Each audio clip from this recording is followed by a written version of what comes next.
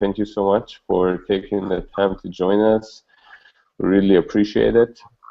And I'm really excited about our conversation and about hearing what you have to share with us for this topic. So just as an introduction, everyone, today we're talking with Laura, and I'm going to butcher your last name. I've practiced it so many times, but here goes. Laura Czerniewicz, and it's close. Laura. Laura is an associate professor at the University of Cape Town, and she's worked in educational technology for a while. In August of this year, she was appointed director of the Center for Innovation in Learning and Teaching at the university, and she studies open scholarship, open education, academics and students' digital practices. And she tries to understand the nature of digital inclusion in the higher education environment, which, as you know, is changing and is under pressure to change. So excited to welcome Laura again. Thank you so much. And I'm just going to start by giving you some time to give us an introduction, share with us a little bit about your work and your research, and then I'll follow up with a number of questions that I have. Sure. As you say, I've been working in the space for, well, it's about 15 years now, so I've always been interested in scholarly practices and what people do with technology, and particularly in the possibilities of the internet for democratic purposes, one might say. Since I've been working in the open space, I've been particularly interested in the possibilities of open access and open education for the democratization of knowledge across the globe.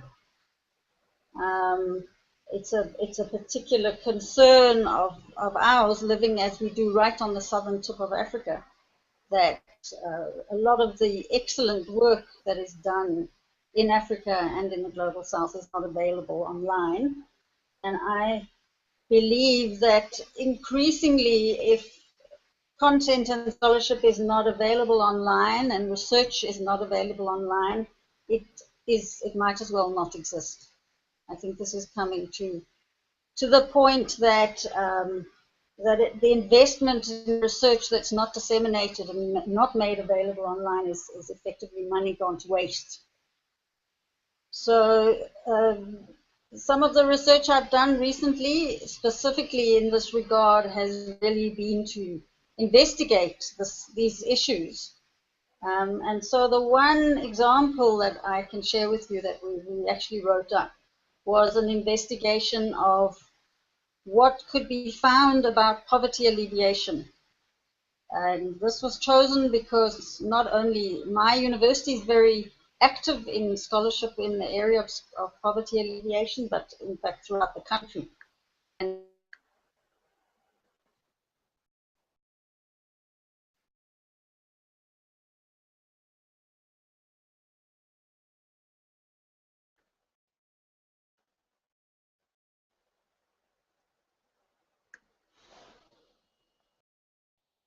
I think we've lost the connection with Laura, so I'm going to try and get that back. Let's see what we can do here. Let me turn off my camera, and I believe that everyone can still hear me. Okay. Yeah? Laura, can you hear me? I think we lost the connection there for a second. Yep, I can hear you. Okay, great. Okay. Yeah, can you still hear me? Yeah, I can hear you now, so let's turn it back to you. Okay. Okay. So I have turned my camera just to make sure that we don't take out broadband on my end. Back to you now. Okay, so when the word South Africa was included in these searches, it was very interesting to see what was found. And I think that one of the most there were two really interesting things that we found. The first was that of all the searches, the number one hit was Wikipedia. And I think that's really important. And when we repeated this exercise with another group of people and another search, we did the same again for climate change. The same thing happened. Wikipedia is consistently the #1 hit. And I think that's really important for those of us who are interested in getting content online. And then the second thing that we found that was really interesting was that the article that was most that came up the most was an article that had been deposited in a repository that in fact would be expensive to buy and expensive to pay for open access. But it had been downloaded 2,500 times from this repository. So I think these are really important points around curation and making scholarship available online, which are things I feel very strongly about that academics need to be doing.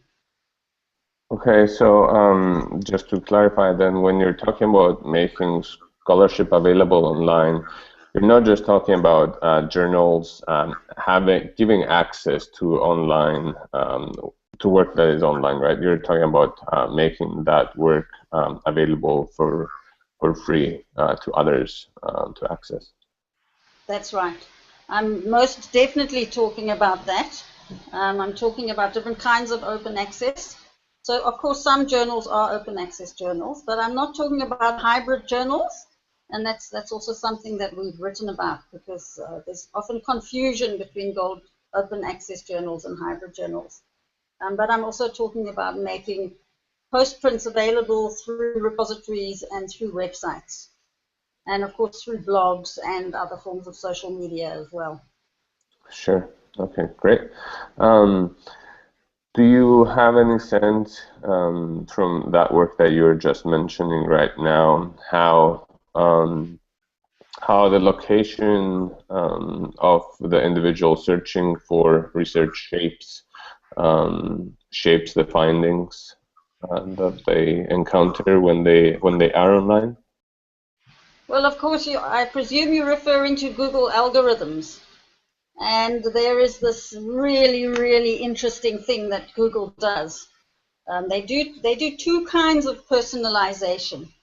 So Google has your own personal profile, so your own search history will shape what you find. But more insidious than that, Google will match your profile with another profile that's considered to be similar to yours, and match you with searchers who are considered to be similar types to you. And of course, what this does is creates this invidious filter bubble where we find what we're already likely to be engaging with, rather than more objective types of searches and more objective types of exposure to knowledge. And that's quite, aside from the geolocation and the fact that you are more likely to find something more local, which one might say has some positive effects, but is also quite dangerous. Sure, absolutely. Okay, thank you for sharing those thoughts with us, Laura.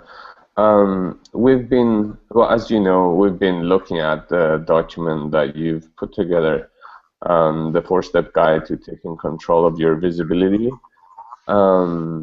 And we'd love to know more about that. Could you tell us a little bit about what you wanted to achieve by putting that document together? You know, that document is really quite interesting in terms of the organic way it came to be. Mm-hmm. And it really arose out of numerous conversations that my colleague Sarah Goodyear and I had with academics at our university, and really is indicative of the growing realization amongst scholars of their need to have some kind of online presence and not knowing how to think about it.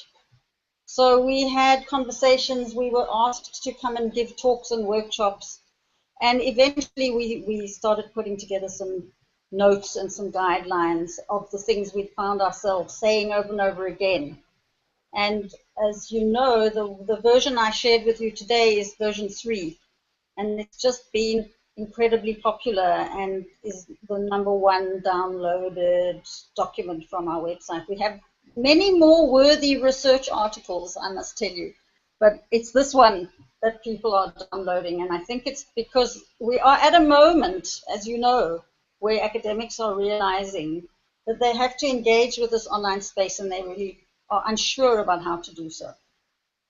Absolutely. And it's I mean, it's fascinating that, from going through that article, it is really clear on, suggestions how to groom your presence online, but it also touches on a lot of the critical issues as well, right? It's not just about putting your research out there and branding in some ways yourself, but it's about being cognizant of what it is that you do, and being cognizant about the ways that your work is perceived. When you're having conversations with your colleagues and the academics that are interested in this, are there any topics that keep coming up that our readers would be interested in knowing about? I think the topics that come up over and over again are questions of copyright. People are generally aware that they might not be able to put the version of their PDFs that they're putting up in various places up, and whether that is an issue, whether takedown notices might be issued, whether there is anything they should be doing to think about that. So one of the things I'm most intrigued by, as we increasingly engage with open issues, there's more and more awareness of copyright in a kind of backhanded kind of way. I see. Okay. Yeah. We are, I think in the course we're talking about copyright next week, because it is one of the challenges, as you mentioned. And it is interesting trying to have conversations with academics about this issue and trying to understand that document that people usually sign right before the paper is published. This is significant. Exactly, and it's actually drawing people's attention to those legal agreements much more than I've known before. And I've seen it, for example, with book chapters, where people are starting to say they want to be able to put their own chapter up on their own websites. And can they insert that into the agreement with the publisher? And in fact, they often can. I haven't actually encountered an instance yet where that's been problematic. But people would never have considered that before. I think they just tended to sign on the bottom line because they were so happy to be getting published. Yeah, that's true. think there's more of a nuanced engagement now. Absolutely.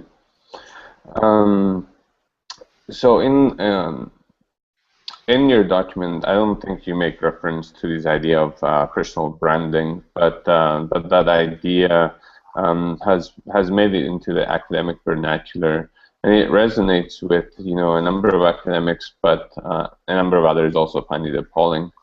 And I was just wondering what your perspective is on this issue, whether it's semantics or whether it's something more significant that we should be having conversations around.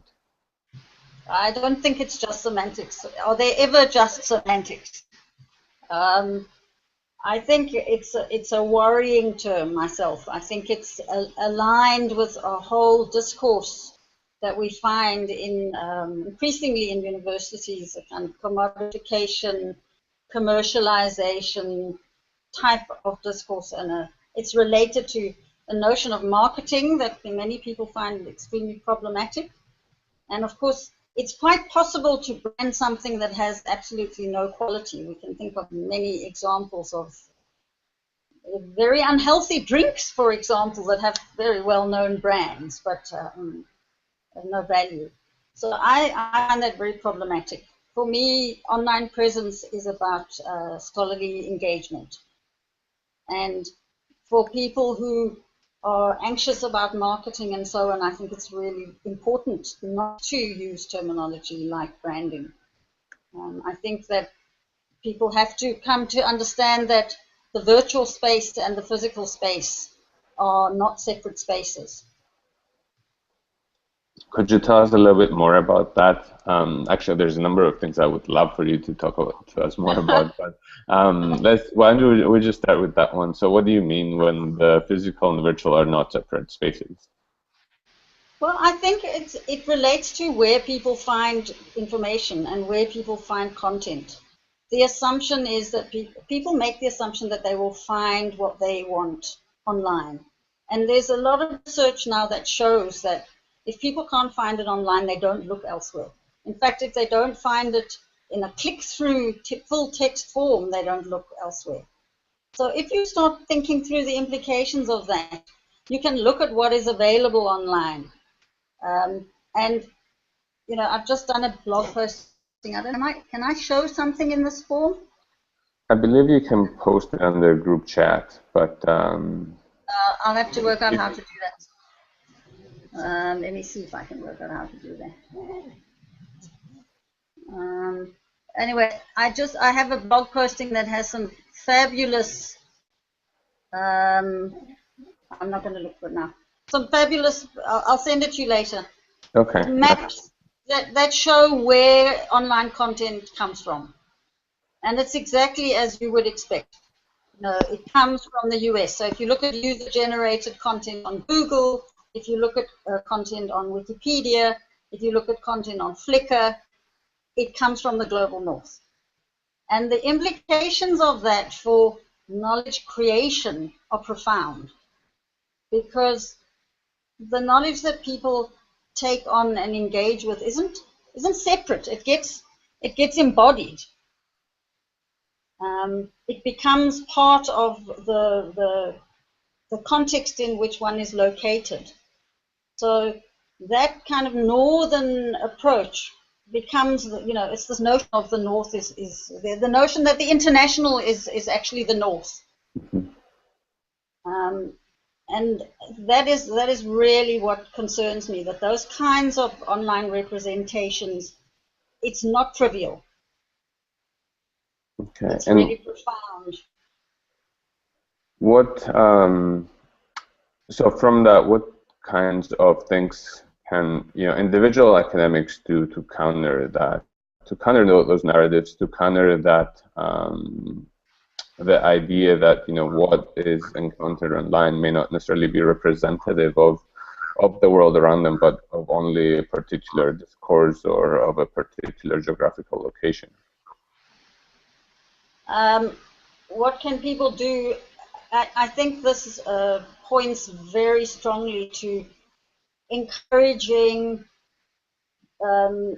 those who are not in that dominant space to put their content online and to stop seeing it as branding and marketing, but to actually see it as a necessary part of writing and reorganizing those knowledge relationships online.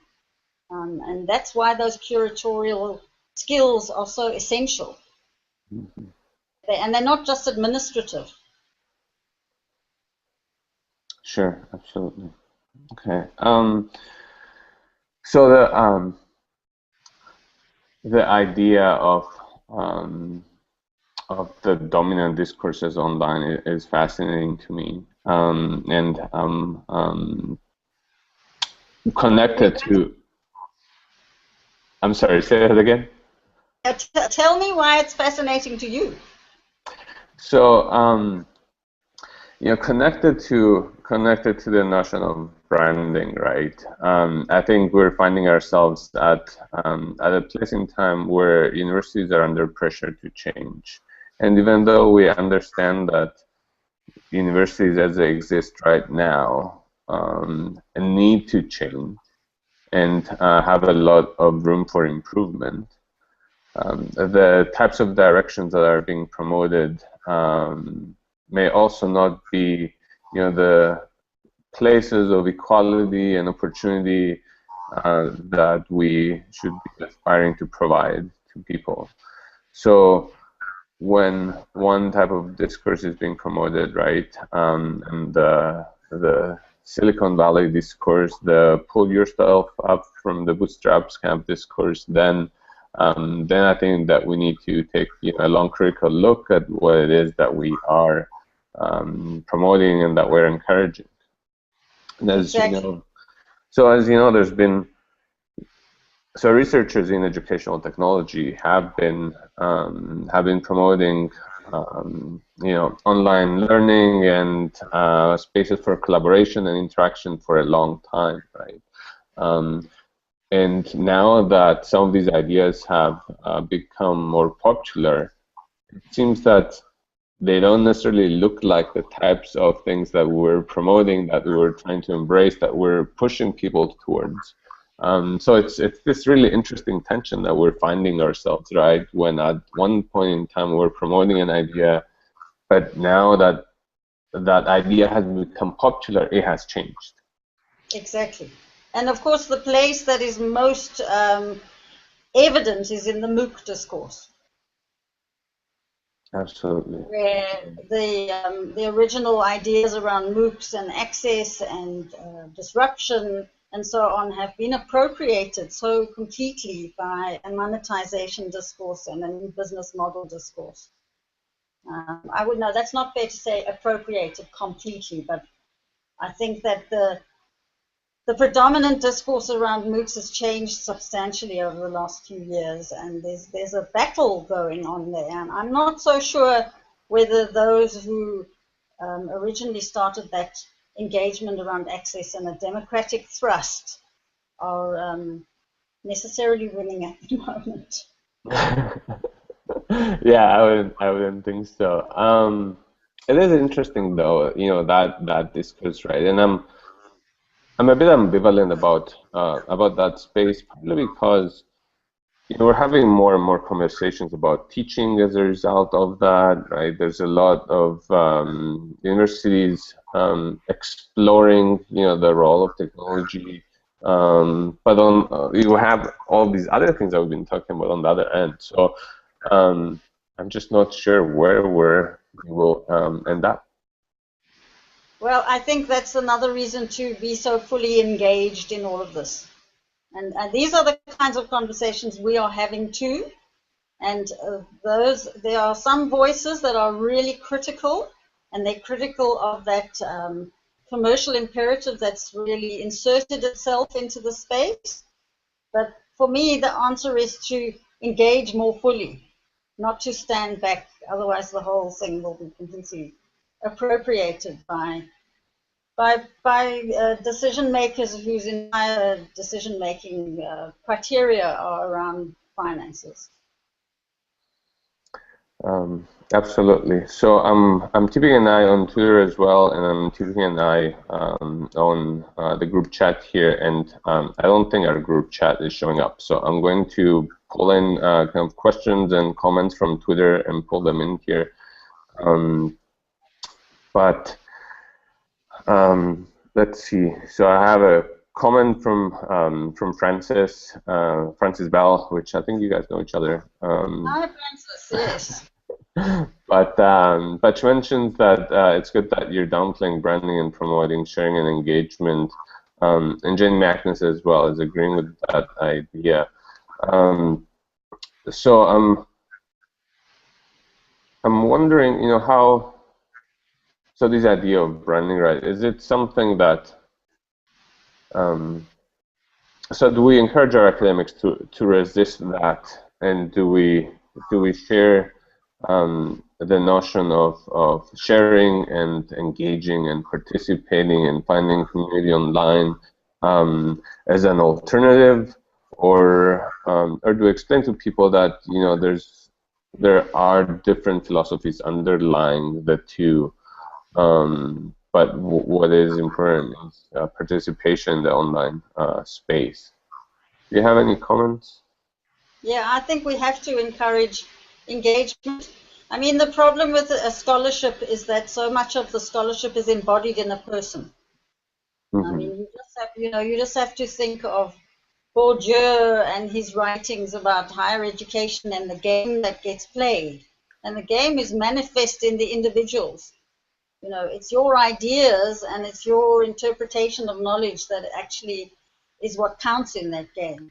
So it's very difficult to escape the fact that you are talking about individuals and to to keep things at the level of ideas.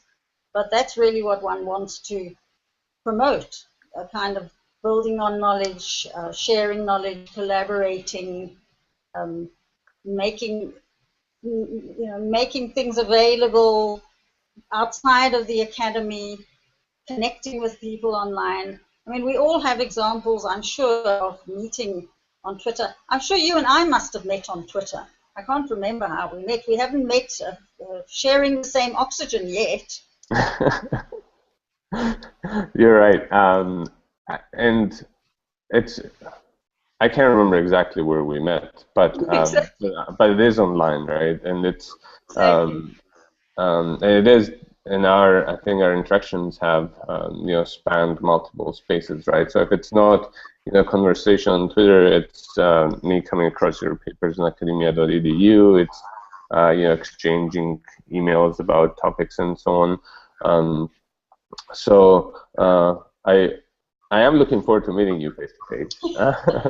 But you mean in the sharing the same oxygen type of way? Yes. That's exactly what I mean. Let me see. I just have a couple more questions here for you, and Laura Pasquini is taking questions on Twitter for those of you who are following along, because the group chat for some reason is just not showing up, and I'll make sure to fix it next time around. But if you do have questions on Twitter, just post them there, and I'll make sure to pass them along here. So let me see. We talked a lot about digital participation and openness, and the two are closely related, as you stated. Could you tell us? You talked to us a little bit about why this is desirable for academics and for the profession overall. Do you have any examples of experiences or stories with open publishing or open sharing from your work that you could share with us? Either Alan Levine likes to refer to these as amazing stories of openness, right? Amazing stories of finding people online. Do you have anything that you can share with us pertaining to that? I have, well, aside from meeting you online, and we can't remember how, I have some wonderful examples of not only meeting people online, but coming to work with people online.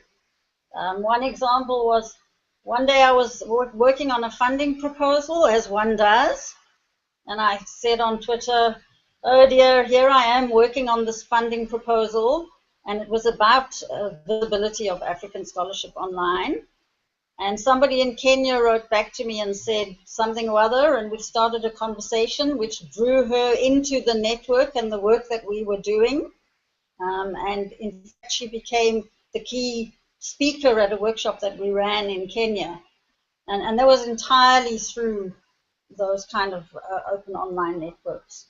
Another example was a similar kind of idle comment related to work, and somebody at the University of Illinois picked it up, and by complete chance I was actually on my way to the University of Illinois, so that started a conversation that we were able to pursue. So certainly in the Twitter space, the power of not just loose ties but of new ties has been quite striking, in fact.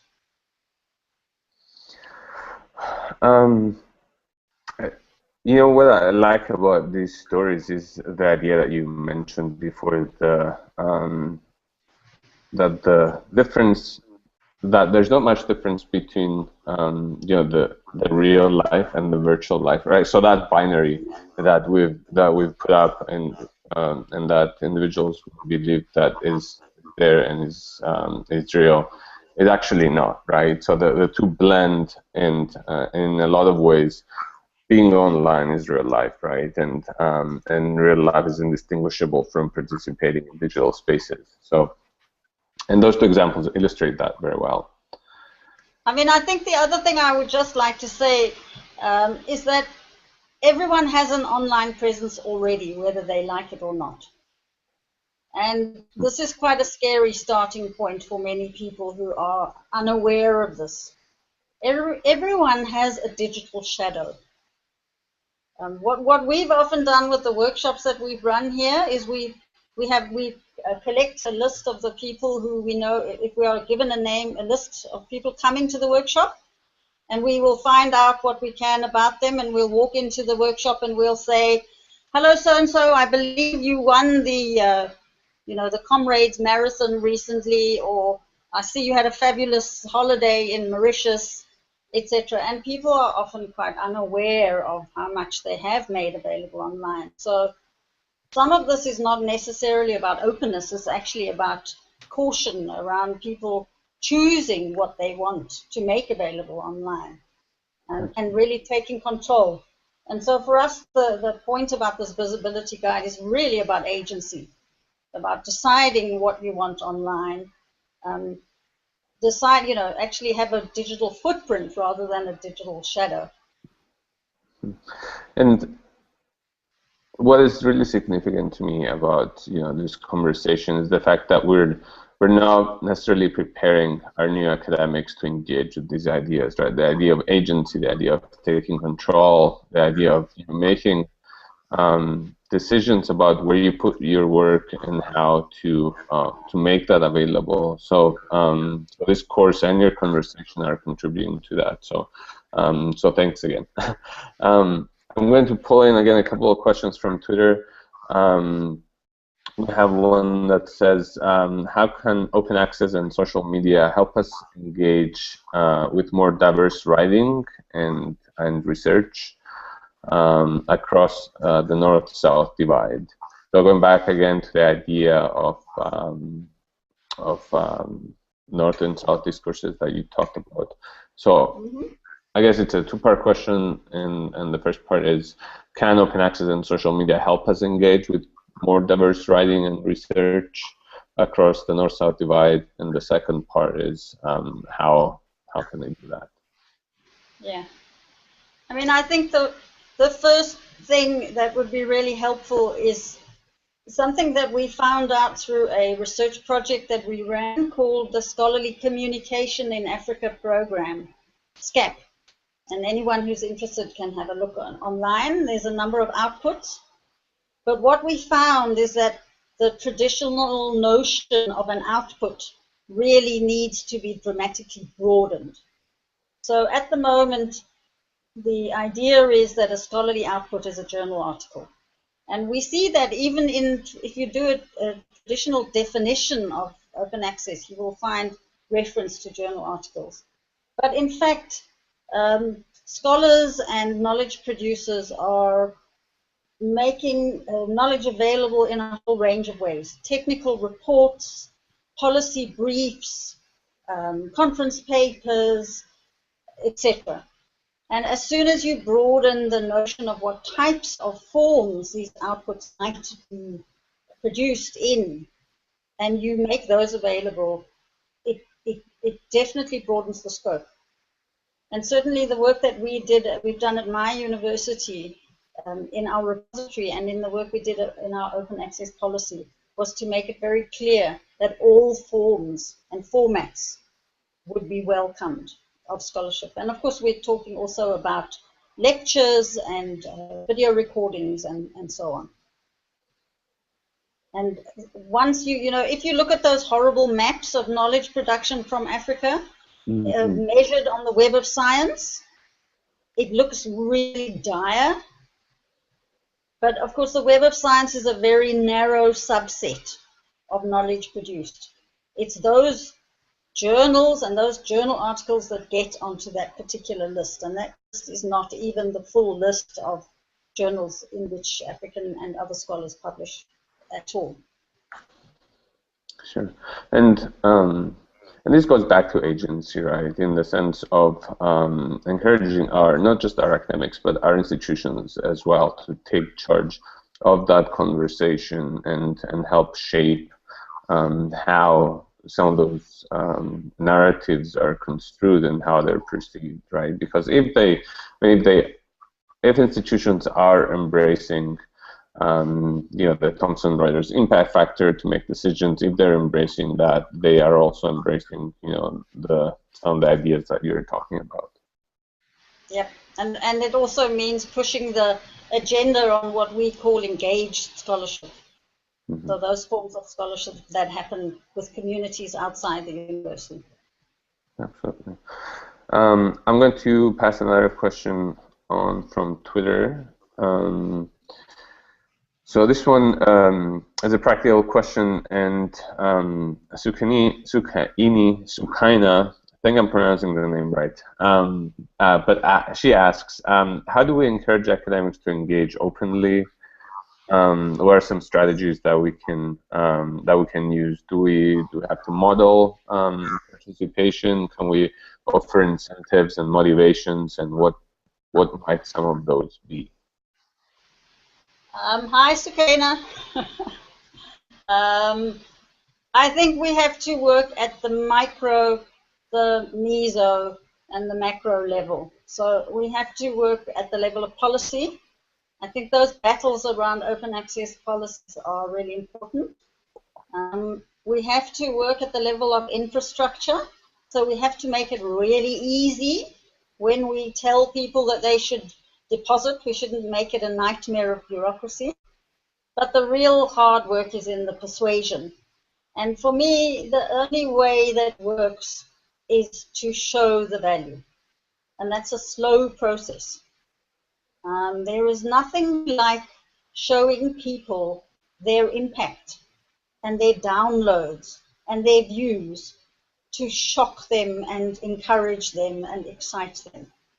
And I presume that you will be talking about altmetrics and new forms of impact at some point, because the more that we are able to insert those kinds of tools into into our repositories and into our web spaces and actually show people the value, I think the more effect we're likely to have.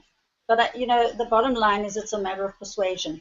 I don't think anybody can, especially not academics, can be forced to doing anything. It's a kind of passive compliance if they do. Sure, absolutely.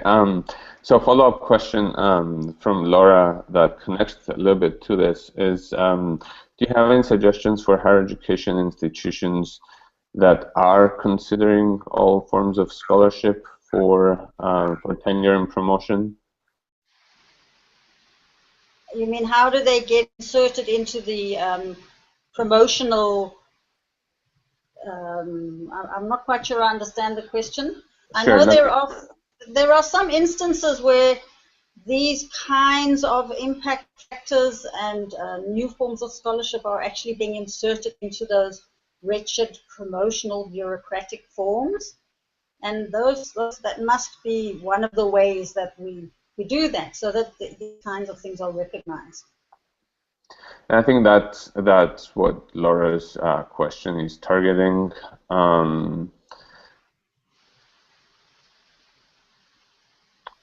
So maybe to paraphrase that a little bit, are there other items that you believe, or I guess how could those bureaucratic processes be revised to account for different forms of scholarship, right? You're talking things beyond the paper, right? So things like your reports that are published online, your blogging, perhaps. So how might some of these bureaucratic processes be revised to account for those?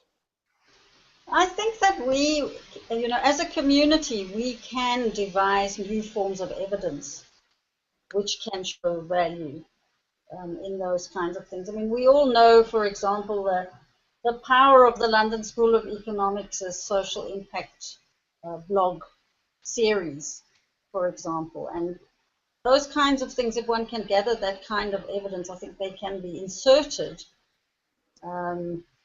slowly, in just the same way that new forms of metrics can be inserted. I mean, we all have examples. I have an example of a paper that I've written that has had some citations, but a huge number of downloads.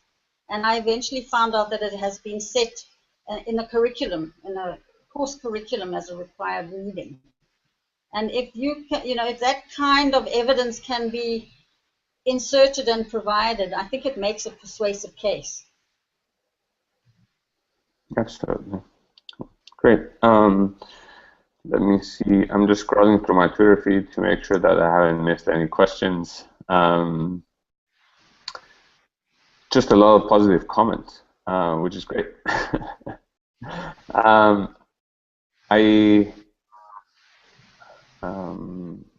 My follow-up question, I think, was asked, but we talked about encouraging and supporting academics, to engage in more open sharing. But are there any strategies that you think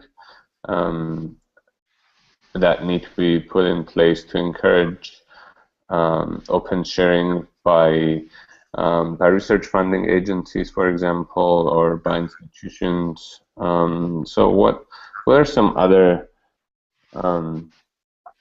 steps that organizations can take to encourage open sharing? Well, some of it is really about infrastructure, because I think that a new scholarly communication system requires a new kind of infrastructure. And that is an investment, and sometimes it's an investment that can be made collaboratively. Sometimes it's an investment that can be made regionally.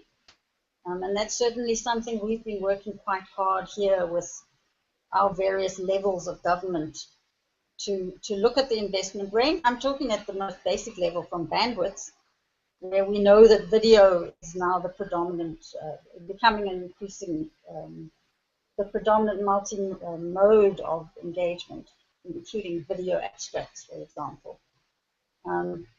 So there is an infrastructure that is needed. And then there are a whole lot of new competencies that we are actually having to build up. So curation, professional curation to maximize discoverability, is actually reshaping the work of libraries, communications officers, data curation. There are a whole lot of steps that need to be put in place all over the world, in fact, to enable these kinds of activities. When you talk about infrastructure, I keep going back in my work to the tools that academics have used to share their work, right? So Twitter, number of blogs, Facebook, right? So a lot of these tools were not developed for sharing scholarship, right? But academics took them up and have appropriated them in their work. They've used them to share their work and so on. Do you have any opinions about that? So when you're talking about infrastructure, do you believe that we need to develop technologies that are targeted towards knowledge dissemination in particular, or is it more about the competencies that you're mentioning, right? Helping academics make sense of this landscape that exists, but encouraging them to use the technologies that are available, that are broadly available to do that. Yeah, I think I would agree with the latter. I mean, we have academia.edu, we have ResearchGate, we have Scoopit. You can go on to Scoopit and find relevant recent research on just about everything, as well as ResearchGate. And academia.edu will alert you to new papers that people have uploaded recently. I mean, I think one space that is particularly interesting is this question of blogging, because it's such a valuable space in the academic sphere, but really not for everyone.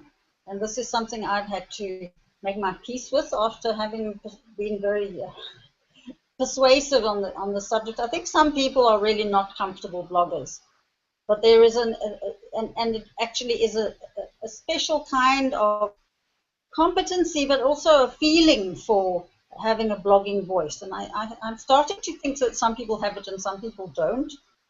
And those who have it can refine it but sometimes some people are not comfortable bloggers. But I think that's a really important space in the academic sphere.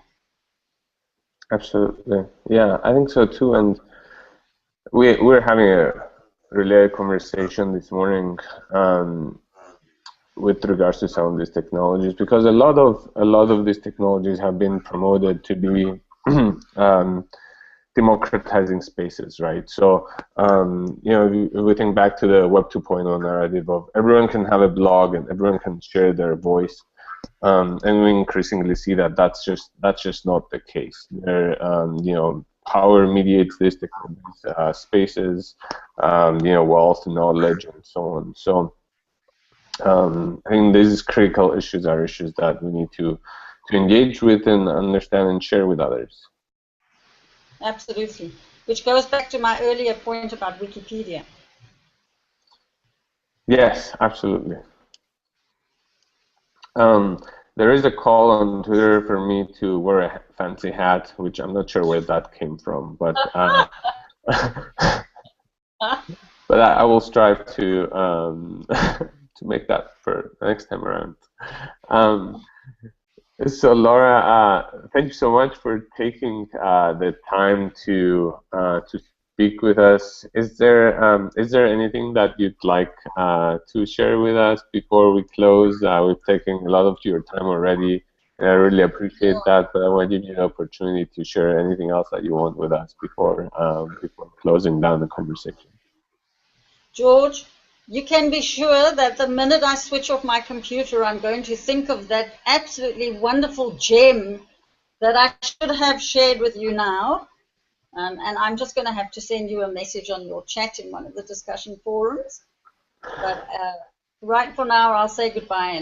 And thanks very much. It's been wonderful to chat with you and to meet you.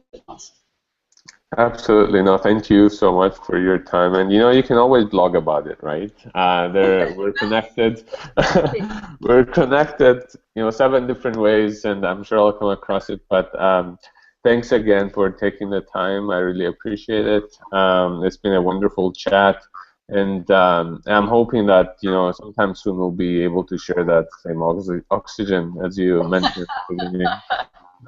Absolutely.